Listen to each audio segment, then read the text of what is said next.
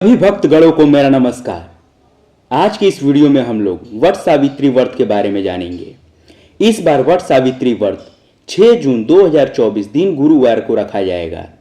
इस दिन शुभ मुहूर्त, पूजा विधि, कथा, आरती और मंत्र के बिना पूजा अधूरी मानी जाती है। ज्येष्ठ माह के कृष्ण पक्ष की अमावस्या तिथि को वट सावित्री का व्रत रखा जाता है। यह उपवास सुहागिन महिलाओं के लिए बेहद खास होता है। इस दिन सुहागिनें वट वृक्ष की विधि अनुसार पूजा करती हैं।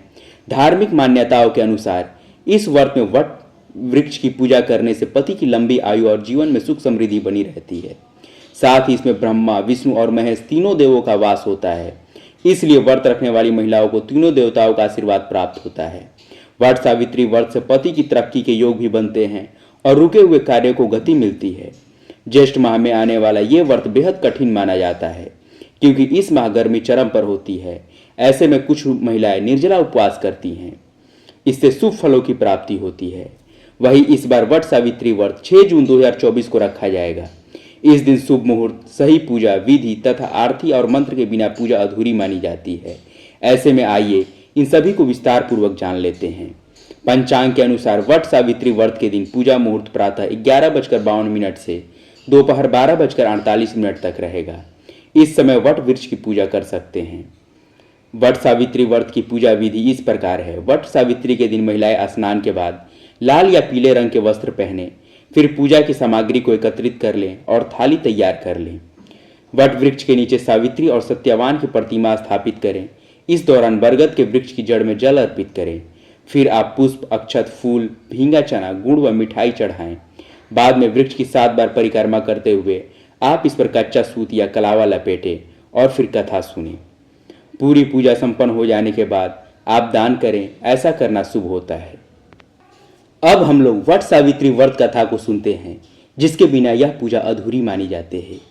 विवाहित महिलाओं के बीच अत्यधिक प्रचलित ज्येष्ठ कृष्ण अमावस्या के दिन आने वाली सावित्री व्रत की कथा इस प्रकार से है। भद्र देश के एक राजा थे, जिनका नाम अश्वपति था। भद्र देश के राजा अश्वपति की कोई संतान न थी। उन्होंने संतान की प्राप्ति के लिए मंत्रोच्चारण के साथ प्रतिदिन 1 लाख आहुतियां दी। 18 वर्षों तक यह कर्म जारी रहा। इसके बाद सावित्री देवी ने प्रकट होकर वर दिया कि राजन, तुझे एक तेजस्वी कन्या पैदा होगी। सावित्री देवी की कृपा से जन्म लेने के कारण से कन्या का नाम सावित्री रखा गया। कन्या बड़ी होकर बेहद रूपवान हुई। योग्य वर न मिलने की वजह से सावित्री के पिता दुखी थे। उन्होंने कन्या को स्वयं वर तलाशने भेजा। सावित्री तपोवन में भटकने लगी। वहां सालव देश के राजा धुमतसेन रहते थे, क्योंकि उनका राज्य किसी ने छीन लिया था। उनके पुत्र सत्यवान को देखकर सावित्री ने पति के रूप में उनका वरण किया। ऋषि राज नारद को जब यह बात पता चली तो वह राजा अश्वपति के पास पहुंचे और कहा कि हे राजन, यह क्या कर रहे हैं आप? सत्यवान गुणवान है, धर्मात्मा है और बलवान भी है, पर उसकी आयु बहुत छोटी है। वह अल्पायु है। 1 वर्ष के बाद ही उसकी मृत्यु हो जाएगी। ऋषि राज नारद की बात सुनकर राजा अश्वपति घोर चिंता में डूब गए। सावित्री ने उनसे कारण पूछा तो राजा ने कहा, पुत्री, तुमने जिस राजकुमार को अपने वर के रूप में चुना है वह अल्पायु है। तुम्हें किसी और को अपना जीवन साथी बनाना चाहिए। इस पर सावित्री ने कहा कि पिताजी, आर्य कन्याएं अपने पति का 1 बार ही वरण करती हैं। राजा 1 बार ही आज्ञा देते हैं और पंडित 1 बार ही प्रतिज्ञा करते हैं और कन्यादान भी 1 बार ही किया जाता है। सावित्री हट करने लगी और बोली, मैं सत्यवान से ही विवाह करूंगी। राजा अश्वपति ने सावित्री का विवाह सत्यवान से कर दिया। सावित्री अपने ससुराल पहुंचते ही सास ससुर की सेवा करने लगी। समय बीतता चला गया। नारद मुनि ने सावित्री को पहले से ही सत्यवान की मृत्यु के दिन के बारे में बता दिया था। वह दिन जैसे जैसे करीब आने लगा, सावित्री अधीर होने लगी। उन्होंने 3 दिन पहले से ही उपवास शुरू कर दिया। नारद मुनि द्वारा कथित निश्चित तिथि पर पितरों का पूजन किया। हर दिन की तरह सत्यवान उस दिन भी लकड़ी काटने जंगल चले गए। साथ में सावित्री भी गई। जंगल में पहुंचकर सत्यवान लकड़ी काटने के लिए एक पेड़ पर चढ़ गए। तभी उसके सिर में दर्द होने लगा। दर्द से व्याकुल सत्यवान पेड़ से नीचे उतर गए। सावित्री अपना भविष्य समझ गई। सत्यवान के सिर को गोद में रखकर सावित्री सत्यवान का सिर सहलाने लगी। तभी वहां यमराज आते दिखे। यमराज अपने साथ सत्यवान को ले जाने लगे। सावित्री भी उनके पीछे पीछे चल पड़ी। यमराज ने सावित्री को समझाने की कोशिश की कि यही विधि का विधान है, लेकिन सावित्री नहीं मानी। सावित्री की निष्ठा और पति परायणता को देखकर यमराज ने सावित्री से कहा, हे देवी, तुम धन्य हो, तुम मुझसे कोई भी वरदान मांगो। सावित्री ने कहा, मेरे सास ससुर वनवासी और अंधे हैं, उन्हें आप दिव्य ज्योति प्रदान करें। यमराज ने कहा, ऐसा ही होगा, जाओ अब लौट जाओ। लेकिन सावित्री अपने पति सत्यवान के पीछे पीछे चलती रही। यमराज ने कहा, देवी तुम वापस जाओ। सावित्री ने कहा, भगवान मुझे अपने पति देव के पीछे पीछे चलने में कोई परेशानी नहीं है, पति के पीछे चलना मेरा कर्तव्य है। यह सुनकर उन्होंने फिर से एक और वर मांगने के लिए कहा। सावित्री बोली, हमारे ससुर का राज्य छीन गया है, उसे पुनः वापस दिला दें।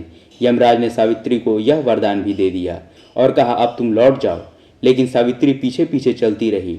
यमराज ने सावित्री को तीसरा वरदान मांगने को कहा।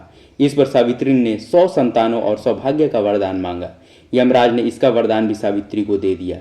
सावित्री ने यमराज से कहा कि प्रभु, मैं एक पतिव्रता पत्नी हूँ और आपने मुझे पुत्रवती होने का आशीर्वाद दिया है। यह सुनकर यमराज को सत्यवान के प्राण छोड़ने पड़े।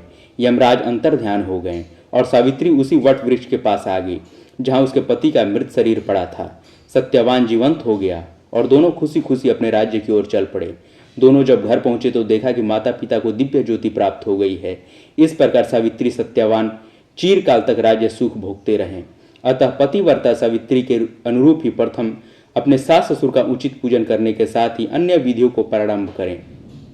वट सावित्री व्रत करने और इस कथा को सुनने से उपवासक के वैवाहिक जीवन या जीवन साथी की आयु पर किसी प्रकार का कोई संकट आया भी हो तो वह टल जाता है।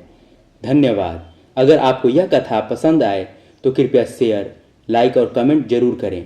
कृपया अपने किसी भी तरह के सुझाव अथवा विचारों को हमारे साथ अवश्य शेयर करें। धन्यवाद।